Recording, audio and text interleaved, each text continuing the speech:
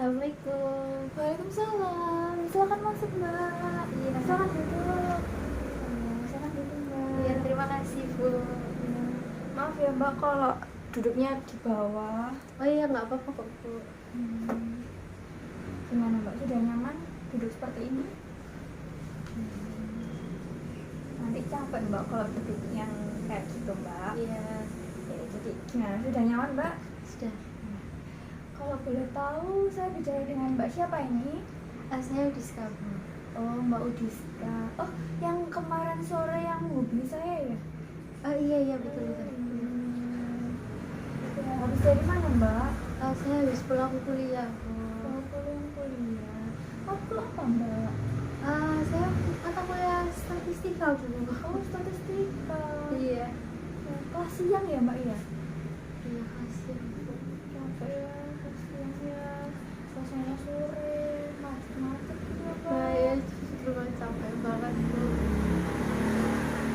Gimana kabarnya Mbak Diska? Sehat?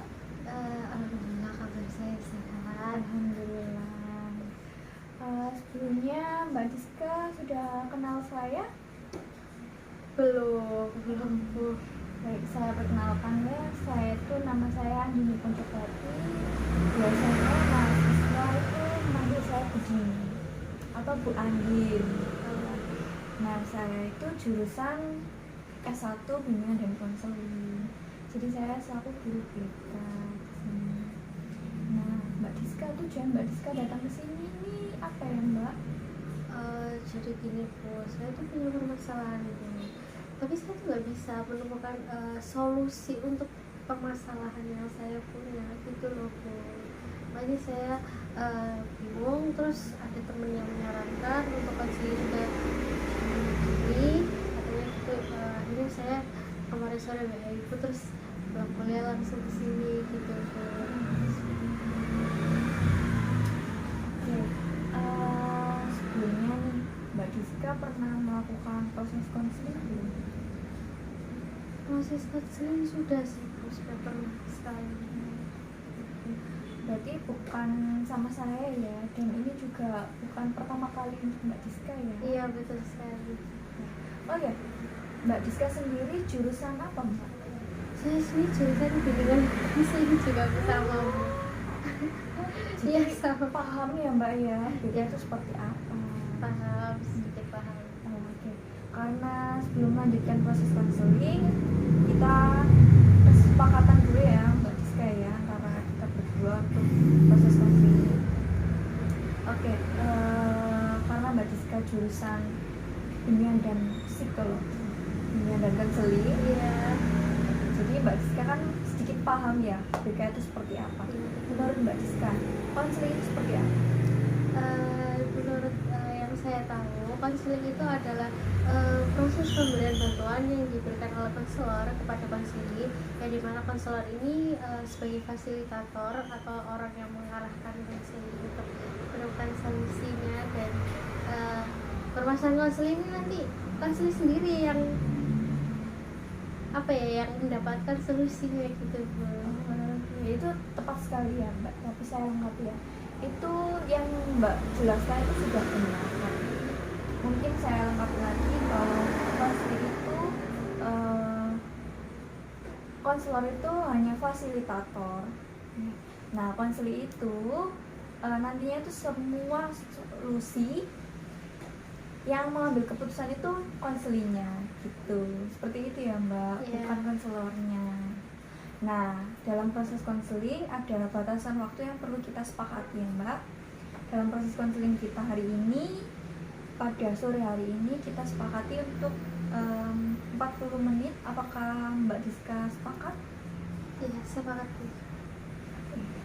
Baik, karena Mbak Diska sudah sepakat, kita lanjutkan ya Mbak ya. Oh ya, dalam proses konseling ada asas-asas yang Mbak Diska perlu ketahui. Menurut Mbak Diska nih, masih ingat nggak asas-asas di BK itu ada berapa? Ada 12.000. Tepat sekali. Namun sedikit saya jelaskan ya asasnya ya, yaitu ada 3 asas yang menurut saya Mbak Diska harus paham gitu. Yang pertama ada asas kerahasiaan, dimana proses konseling hari ini yang terjadi antara saya dan Mbak Diska hanya kita saja berdua yang tahu, tanpa ada orang lain yang tahu. Seperti itu ya Mbak. Yang kedua ada asas keterbukaan, di mana saya sebagai konselor secara terbuka memberikan solusi-solusi atau memberikan saran-saran yang saya ketahui untuk Mbak Diska, dan Mbak Diska juga secara terbuka memberikan pendapat Mbak Diska untuk masalah yang Mbak Diska alami. Seperti itu ya Mbak ya. Dan yang terakhir ada asas kesukarelaan, di mana Mbak Diska datang ke sini secara sukarela tanpa ada paksaan dari siapapun. Ya, saya sukarela Bu. Saya juga sebagai konselor sukarela dalam menerima Mbak Diska melakukan konseling pada sore hari ini. Betul, paham Mbak Diska? Paham. Ya, gimana? Apa Mbak Diska sudah nyaman? Sudah. Ya. Jadi apa yang Mbak Diska alami hingga Mbak Diska memutuskan untuk datang ke saya? Oke. Jadi gini Bu, saya itu punya kebiasaan sebenarnya itu kebiasaan saya yang paling buruk, yaitu saya tuh boros banget Bu. Saya tuh boros, apalagi dalam membeli suatu hal yang itu merupakan adalah hal yang saya suka gitu kan.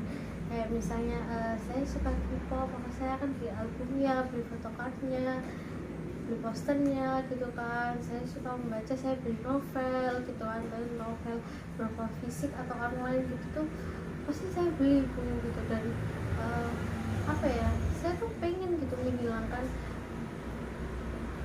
apa ya, kebiasaan boros saya itu loh. Gimana sih caranya biar saya itu nggak boros lagi gitu loh Bu. Jadi Mbak Diska ini merasa Mbak Diska itu boros karena Mbak Diska itu sering membeli kayak merchandise-nya K-pop gitu ya, atau novel gitu ya Mbak Diska ya? Iya betul Bu. Kalau boleh tahu, sejak kapan Mbak Diska mengalami hal seperti itu? Kalau novel itu sepertinya saya mulai dari kelas 9 SMP, dan kalau untuk merchandise K-pop itu kelas 11 lah, kelas 11 SMA waktu masih zaman COVID-19 itu saya suka banget itu. Nah, mulai dari situ sih Bu. Jadi udah lama ya Mbak ya, Mbak Diska merasa Mbak Diska ini boros ya? Ya udah lama banget Bu. Karena Mbak Diska merasa Mbak Diska ini boros ya, bagaimana cara Mbak Diska untuk membeli suatu barang tersebut? Cara saya membeli barang tersebut tuh, saya biasanya cari-cari toko K-pop yang benar-benar ori untuk barang itu tuh, benar-benar apa ya, maksudnya bukan barang palsu gitu loh Bu. Saya cari toko itu, toko officialnya, terus saya beli gitu kan. Terus kalau untuk novel biasanya saya Gramedia sih Bu. Di Gramedia itu biasanya saya di situ saya cari novel yang saya mau gitu Bu. Jadi Mbak Diska itu biasanya membeli merchandise, album-album itu tuh di offline store atau di online store? Kalau album itu ada yang di online store, ada yang di offline store. Tapi kalau novel di offline store. Bagaimana cara Mbak Diska untuk, misalkan nih ya, Mbak Diska ingin beli merchandise atau albumnya, nah upaya apa yang Mbak Diska lakukan untuk agar supaya membeli barang tersebut? Maksudnya saya ngabung sih Bu, maksudnya saya tuh ngirit jajan saya gitu loh. Jadi kayak biasanya satu hari 20.000, jadi satu hari kadang cuma 5.000, kadang cuma 10.000 gitu. Kadang juga minta orang tua gitu Bu. Oh, Mbak Diska minta uang untuk membeli merchandise K-pop? Iya. Okay. Lalu bagaimana tanggapan orang tua ketika Mbak Diska minta, oh saya mau uang dong buat beli merchandise gitu? Apa tanggapan mereka? Tanggapan mereka sih agak kurang mendukung ya, maksudnya uangnya tetap dikasih, cuman responnya mereka kan kayak apa ya, kayak ngapain sih beli albumnya kayak gini gitu kan, nggak kepake juga gitu kan. Nah saya pun sih memang albumnya nggak kepake gitu ya, emang cuma untuk koleksi aja gitu Bu. Tapi ya saya kan suka itu gitu kan, kenapa kok ya langsung dikasih aja gitu loh, kenapa harus pakai uang kayak gitu loh, maksud saya tuh. nggak enak ya mbak ya diomelinnya, sakit hati ya pasti ya mbak ya. Sedikit. Oke. Lalu menurut Mbak Diska nih, ketika Mbak Diska mendapatkan baru bisa membeli merchandise atau album itu, apa yang Mbak Diska rasakan? Saya merasa kalau saat saya membeli itu dan saya mendapatkan itu kayak hati saya kayak bahagia gitu Bu, seakan-akan kayak ya ampun akhirnya bisa dapetin ini gitu, itu Bu. Seneng ya mbak ya. Seneng banget. Kalau boleh tahu nih, sampai sekarang nih, kalau misalkan mbak mau buka lagi album-album itu, masih ada nggak ya euforianya atau kebahagiaannya nih, akhirnya aku bisa beli ini pakai uang ini, itu ada nggak mbak? Kalau euforia sih sebenarnya udah nggak se euforia dulu, maksudnya kalau ngeliat albumnya cuman oh isinya gini, dulu aku dapetin ini tuh se excited itu ya dulu ya, sekarang ya udah gitu kayak ya biasa aja. Jadi itu hobi Mbak Diska yang mengoleksi album, Iya. mengoleksi novel-novel yang Mbak Diska ya. Ya betul sekali. Lalu kan karena orang tua Mbak Diska nih nggak enak gitu ya responnya ya. Baik, kalau boleh tahu nih, apa alasan Mbak Diska menyukai seperti menyukai K-pop? Apa alasan Mbak Diska melakukan hobi tersebut? Sebenarnya tuh saya tuh kan kurang berbakat ya di bidang akademik gitu kan, beda dengan adik saya yang berbakat di akademik gitu. Nah jadi saya tuh apa ya, saya tuh mau membuktikan ke orang tua saya bahwa saya dengan hobi saya di non akademik, dimana saya menyukai tari ini, saya tuh pengen gitu membuktikan ke dia gitu loh, membuktikan ke orang tua saya gitu kalau saya tuh juga bisa berbakat gitu, tapi bukan di bidang akademik gitu, tapi di bidang non akademik gitu loh Bu. Saya tuh maunya gitu. Kalau boleh tahu nih, Mbak Diska ini berapa bersaudara? Saya 2 Bu. Jadi anak pertama ya Mbak ya? Iya, saya anak pertama. Oke. Jadi Mbak Diska melakukan hobi tersebut karena Mbak Diska itu pengen menunjukkan kepada orang tua kalau Mbak Diska ini juga berbakat di non akademik, seperti itu Mbak Diska. Iya betul sekali Bu. Lalu bagaimana tanggapan orang tua Mbak Diska ketika Mbak Diska memilih hobi tersebut? Tanggapan orang tua saya sih mendukung dan tidak mendukung sih Bu.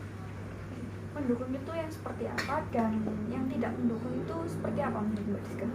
Mendukungnya itu kan saya kan mau berbakat ya kan dalam menari dari kecil ya kan, meskipun tidak pernah diasah tapi saya berbakat di bidang tari gitu kan.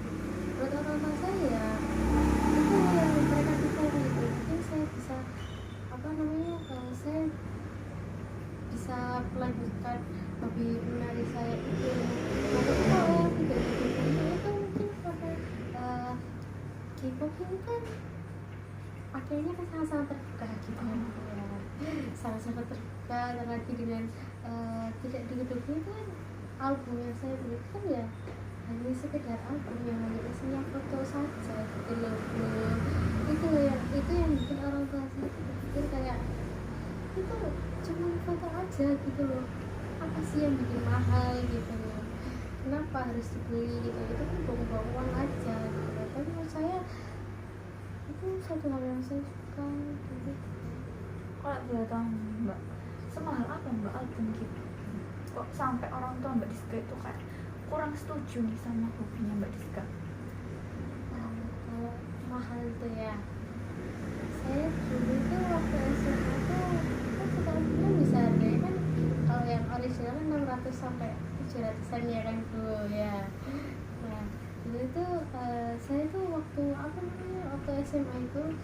satu bulan saya tuh bisa habis tuh di luar 500 tuh saya bisa habis 3 sampai 4 bahkan 5 bu. Ini kalau boleh tahu nih, uang sakunya Mbak Diska berapa nih? Kok bisa sampai beli album yang harganya di range 600 sampai 700 nih?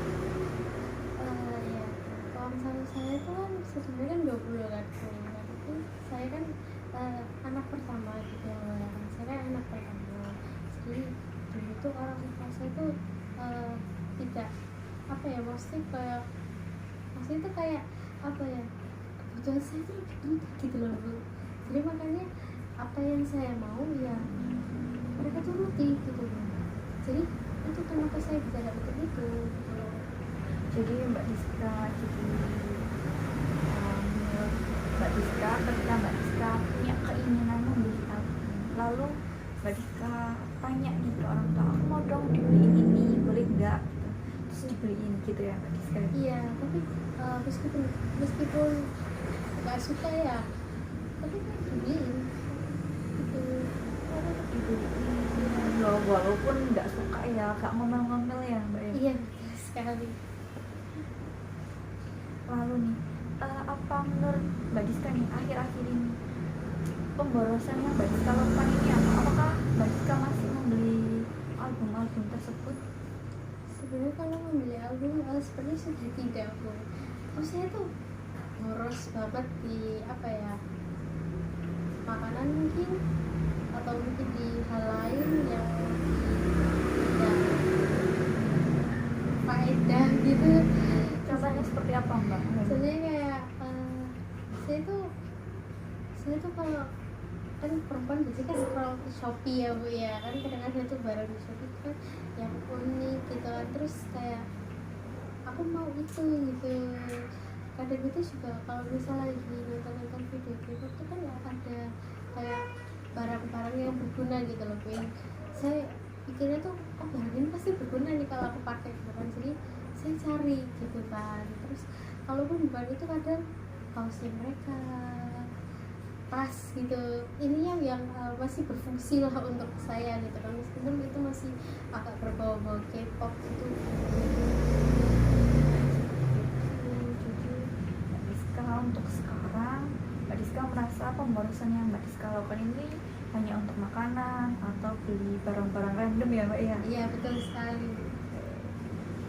Menurut Mbak Diska nih, apa sih alasan kenapa Mbak Diska bisa berpikir kalau Mbak Diska ini boros akhir-akhir ini?